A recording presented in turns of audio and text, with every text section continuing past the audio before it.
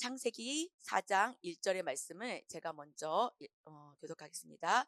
아담이 그의 아내 하와와 동침함에 하와가 임신하여 가인을 낳고 이르되 내가 여호와로 말미암아 등남하다 하였다 하니라. 그가 또 가인의 아우 아벨을 낳았는데 아벨은 양치는 자였고 가인은 농사하는 자였더라. 세월이 지난 후에 가인은 땅의 소산으로 제물을 삼아 여호와께 드렸고 아벨은 자기도 양의 첫 새끼와 그 기름으로 드렸더니 여호와께서 아벨과 그의 제물은 받으셨으나 가인과 그의 제물은 받지 아니하신지라. 가인이 몹시 분하여 안색이 변하니 여호와께서 가인에게 이르시되 내가 분하여 함은 어찌 됨이며 안색이 변함은 어찌 됨이냐. 네가 선을 행하면 어찌 낯을 들지 못하겠느냐. 선을 행하지 아니하면 죄가 문에 엎드려 있느니라. 제가 너를 원하나 너는 죄를 다스릴지니라. 가인이 그의 아우 아벨에게 말하고 그들이 들에 있을 때에 가인이 그의 아우 아벨을 쳐 죽이니라. 여호와께서 가인에게 이르시되 내 아우 아벨이 어디 있느냐. 그가 이르되 내가 알지 못하나이다. 내가 내 아우를 지키는 자니까. 이르시되 내가 무엇을 하였느냐. 내 아우의 핏소리가 땅에서부터 내게 호소하느니라. 땅이 그 입을 벌려 내 손에서부터 내 아우의 피를 받았은즉 내가 땅에서 저주를 받으리니 내가 밭을 갈아도 땅이 다시는 그 효력을 내게 주지 아니할 것이요 너는 땅에서 피하며 유리하는 자가 되리라. 가인이 여호와께 아뢰되 내 죄벌이 지기가 너무 무거우니이다. 주께서 오늘 이 지면에서 나를 쫓아내시온즉 내가 주의 낯을 배웁지 못하리니 내가 땅에서 피하며 유리하는 자가 될지라. 물은 나를 만나는 자마다 나를 죽이겠나이다. 여호와께서 그에게 이르시되 그렇지 아니하다. 가인을 죽이는 자는 벌을 7배나 받으리라 하시고 가인에게 표를 주사 그를 만나는 모든 사람에게 죽임을 면하게 하시니라. 가인이 여호와 앞을 떠나서 에덴 동쪽 놋 땅에 거주하더니 가인 아내와 동침함에 그가 임신하여 에녹을 낳은지라. 가인이 성을 쌓고 그의 아들의 이름으로 성을 이름하여 에녹이라 하니 이랏을 낳고 이랏은 무이야엘을 낳고 무이야엘은 무드사엘을 낳고 무드사엘은 라멕을 낳았더라. 라멕이 두 아내를 맞이하였으니 하나의 이름은 아다요 하나의 이름은 실라였더라. 아다는 야발을 낳았으니 그는 장막에 거주하며 가축을 치는 자의 조상이 되었고 그의 아우의 이름은 유발이니 그는 수금과 퉁소를 잡는 모든 자의 조상이 되었으며 실라는 두발가인을 낳았으니 그는 구리와 새로 여러 가지 기구를 만드는 자요 두발가인의 누이는 나아마였더라. 라멕의 아내들에게 이르되 아다와 실라여 내 목소리를 들으라. 라멕의 아내들이여 내 말을 들으라. 나의 상처로 말미암아 내가 사람을 죽였고 나의 상함으로 말미암아 소년을 죽였도다. 가인을 위하여는 벌이 7배일진데 라멕을 위하여는 벌이 70배이로 하였더라. 아담이 다시 자기 아내와 동침함에 그가 그 아들을 낳아 그의 이름을 셋이라 하였으니 이는 하나님이 내게 가인이 아벨 대신에 다른 씨를 주셨다 함이며 셋도 아들을 낳고 그의 이름을 에노스라 하였으며 그때의 사람들이 비로소 여호와의 이름을 불렀더라. 아멘. 네, 오늘 말씀은 우리 인류의 기원에 관련된 말씀을 하나님께서 계시해 주신 내용으로 우리가 살펴볼 수 있을 것 같아요. 그런데 오늘 저는 이 말씀의 제목을 무엇이라고 했냐면 두 가지를 생각해 봤어요. 가인이 죽인 아벨 대신에 준비하신 사랑, 끝까지 참으시는 하나님의 사랑. 이렇게 두 가지 제목이 떠오르더라고요. 그런데 두 가지가 다 일맥상통하는 제목인 것 같아서 제가 오늘 묵상한 내용을 함께 나누도록 하겠습니다. 하나님께 불순종해서 제가 들어온 인간들은 하나님과 더 이상 함께할 수 없는 존재가 되었고 에덴에서 추방을 당하게 되었죠. 그래서 추방당한 아담과 하와가 이제 결국은 낳은 자식이 성경에서는 가인과 아벨이다 이렇게 얘기하고 있어요. 그래서 우리가 어렸을 때부터 가인과 아벨에 대한 이야기는 꼭 동화 이야기인 것처럼 참 많이 듣고 우리가 자라왔습니다. 신앙생활을 오래 한 사람들은.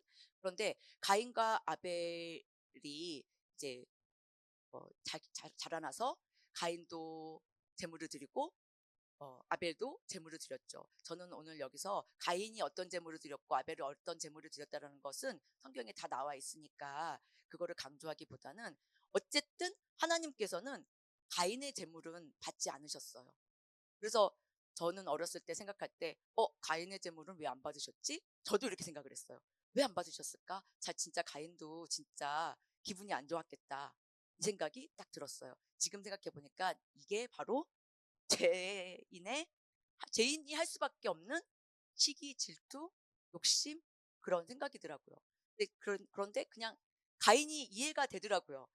왜 가인이 얼마나 화가 났을까? 그런데 어 이게 가인은 만약에 가인이 죄인이 아니었다면 죄가 없었던 그런 시였다면 아마 아벨도 그렇고 가인도 그렇고 하나님 제가 무슨 잘못을 했을까요? 하나님 제가 뭐를 잘못했나요? 제가 뭐를 할 수 있도록 도와주세요. 라든지 하나님 어, 제가 뭐를 잘못했으니까 또 다시 한번 해볼게요. 라든지 하나님은 아벨의 제사를 잘 받으시는구나. 아벨아 너 참 좋겠다. 아벨 파이팅! 나도 해볼게. 이렇게 하는 게 아마 진짜 착한 사람, 의인의 모습이었지 않았을까 생각되더라고요. 그런데 가인은 그렇게 하지 않았어요. 그냥 제가 직관적으로 생각했던, 뭐야, 왜 나는? 그래서 어, 많이 분하게 여겼는데 그때 하나님이 아벨을 죽인 다음에 가인에게 뭐라고 말씀하신 게 아니라 7절의 말씀을 보면 내가 선을 행하면 어찌 낯을 들지 못하겠느냐 선을 행하지 아니하면 제가 문에 엎드려 있느니라 제가 너를 원하나 너는 죄를 다스릴지니라 라고 말씀하고 계시더라고요. 그러니까 이미 죄가 그 속에 있기 때문에 할 수 있는 게 제 생각과 제 말밖에 제 행동밖에 할 수가 없는 거였던 거예요. 그래서 하나님께서는 그 죄를 다스리라라고 말했지만 결론적으로 말하면 가인은 그 죄를 다스리지 못했어요. 그래서 아벨을 불러다가 조용히 불러다가 돌로 쳐서 죽이는 일을 벌였죠. 그랬을 때 하나님께서 부르시죠. 아벨이 어디 있느냐? 그가 이르되 저는 이제 여기서 이렇게 표현했어요. 내가 알지 못하나이다. 내가 내 아우를 지키는 자니까 하고 좀 약간 적반하장. 자기가 잘못을 해놓고 이제는 자기 잘못이라고 안 하고 꼭 하나님께서 잘못한 것처럼 그렇게 핑계를 대고 있는 역시 죄인의 모습을 보여주고 있죠. 그랬을 때 하나님께서 이제 가인을 이제 벌하시는 저주하시는 이제 내용이 10절에부터 12절까지 나오더라고요. 그렇죠? 죄를 졌으니까 당연히 벌을 받을 수밖에 없고 공의의 하나님이시니까 죄를 졌으니까 반드시 쫓겨날 수밖에 없는 신세가 되었어요. 그랬을 때 우리가 생각할 때 가인은 이제 벌을 받았구나. 역시 그렇지 라고 생각하기에는 제 마음이 여기서 답답한 마음이 들었어요. 그게 뭐였냐면 그럼 나도 죄인인데 지금 만약에 가인한테 그렇게 벌을 내렸던 것처럼 우리한테도 그렇게 벌을 내리신다 그러면 나도 너무 두렵고 무섭고 내 속에도 죄가 있고 로마서 7장 17절에 보면 내 속에 거하는 죄 때문에 내 속에 거하는 죄 때문에 우리가 하나님이 싫어하는 나쁜 생각, 나쁜 말, 나쁜 행동을 한다라는 그런 말씀이 있더라고요. 우리가 전도를 할 때마다 그 얘기를 맨날 하는데 이게 가인의 이 죄가 나는 사람을 죽이지는 않았지만 내 속에도 죄가 있다면 나도 모르게 이거 시기하고 질투하고 욕심 부리는 이런 일들이 있는데 나는 어떡하지? 근데 가인도 이렇게 얘기하고 있어요. 14절 우리 같이 한번 읽어볼까요? 시작. 주께서 오늘 이 지면에서 나를 쫓아내시온즉 내가 주의 낯을 배웁지 못하리니 내가 땅에서 피하며 유리하는 자가 될지라 무릇 나를 만나는 자마다 나를 죽이겠나이다. 하나님과 함께하지 못하는 게 결국은 지옥 아니겠습니까? 하나님과 함께하지 못하는 게 죽음이잖아요. 우리가 알다시피 하나님과 함께하지 못하니 분리불안이 올 수밖에 없고요. 이제 주의 낯을 배울 수 없으니 이제 가인은 그냥 죽으라고 하는 것보다 더 큰 형벌이 된 거예요. 그랬을 때 제 마음 같았으면 '그래 어쩔 수 없어.' 이렇게 말하고 싶었는데, 역시 우리 하나님은 15절에 뭐라고 말씀하고 계시냐면 여호와께서 그에게 이르시되 그렇지 아니하다. 가인은 죽이는 자는 벌을 7배나 받으리라 하시고 가인에게 표를 주사 그를 만나는 모든 사람에게 죽임을 면하게 하시니라. 가인도 용서하셨어요. 저는 그래서 가인을 왜 용서하셨지? 어렸을 때는 그렇게 생각을 했는데, 가인을 용서하지 않았다면 아마 하나님은 예수님을 통해서 지금 우리도 용서하지 않으셨겠구나 라는 생각이 들었고, 가인의 가인을 용서하신 하나님이 이제 준비하신 우리 마지막 절에 보면 셋도 아들을 낳고 그 이름을 에노스라 하며, 또 26절에 보면 아담이 다시 자기 아내와 동침함에 그가 아들을 낳아 그 이름을 셋이라 하였으니 이는 하나님이 내게 가인이 죽인 아벨 대신에 다른 씨를 주셨다 함이니라. 네, 하나님께서는 우리를 위해서 용서하실 수 있는 그런 길을 열어주시기 위해서 다른 씨를 준비해 두셨어요. 그렇죠. 우리가 우리는 그걸 알잖아요.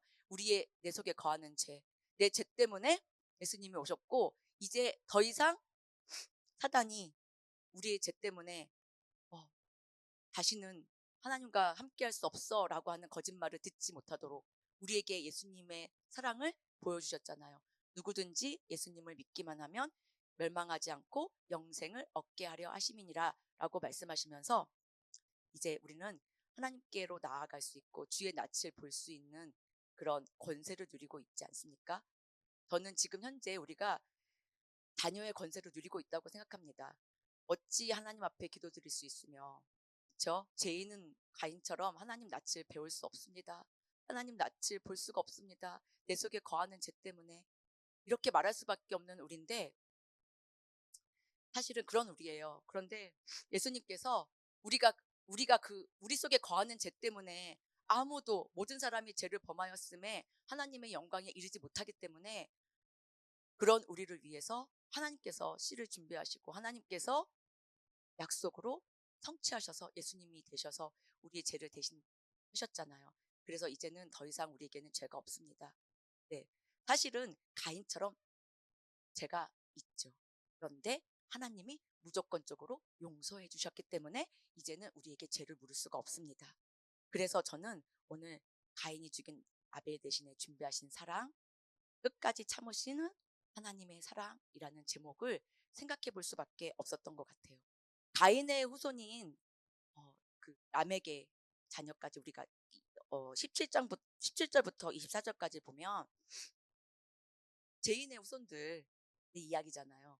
그게 결국은 인류의 조상들, 람에게 자녀들이 누구의 조상이 되었고, 가축치는 자의 조상이 되었고, 막하는 사람의 조상이 되었고, 이렇게 얘기하는데 람에게 이렇게 얘기하고 있어요. 어디 우리도 죄인이라는 사실을 죄인이었다는 사실을 람에게 말하고 있는데, 아내들에게 이렇게 얘기해요. 아내들에게 이르되 아다와 실라여 내 목소리를 들으라. 람에게 아내들이여 내 말을 들으라. 나의 상처로 말미암아 내가 사람을 죽였고 나의 상함으로 말미암아 소년을 죽였도다.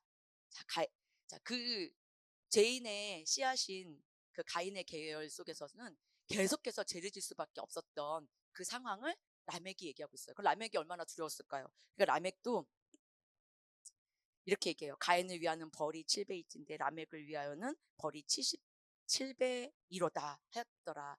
이 얘기는 계속해서 죄를 질 수밖에 없었던 인간의 모습을 그 라멕의 고백을 통해서 저는 들을 수 있었던 것 같아요. 그럼에도 불구하고 우리를 위해서 십자가에 달려 돌아가신 예수님을 준비하신 하나님의 사랑을 오늘은 이 말씀을 통해서, 창세기의 말씀을 통해서 찾아볼 수가 있을 것 같습니다.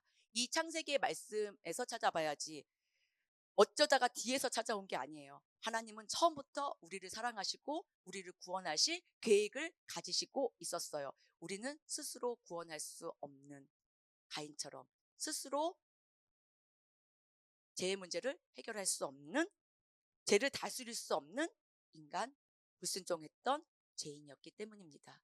그러함에도 불구하고 하나님은 우리를 끝까지 사랑하셨습니다.